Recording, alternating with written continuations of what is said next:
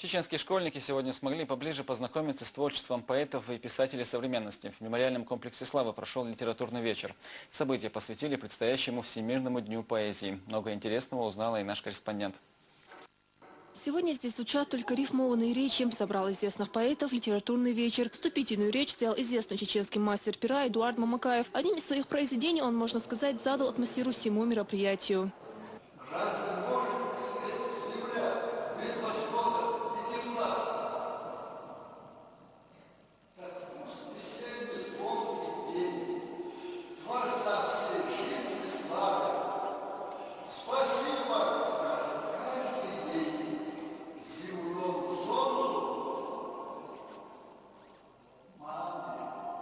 Студенты и школьники с неподдельным интересом слушали, как известные чеченские поэты декламировали строки из своих наиболее популярных произведений. Среди авторов Адам Ахматукаев, Халим Бурчаев и Машер Айдамирова. Продолжился вечер викторины. Представители молодежи должны были показать свои знания литературы российских поэтов и писателей. В числе участниц ученица 10 класса Иман Мукуева. За правильный ответ она получила книгу с подписью автора.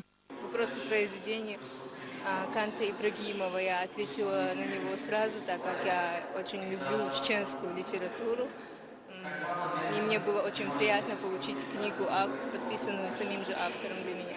После завершения мероприятия собравшиеся еще долго не отпускали любимых авторов. Совместные фотографии и книги с пожеланиями сохранят этот вечер памяти надолго. Фатима Магомшарипова, Розана Цамаева, Амир Тагаев и Луиза Юнусова. Новости.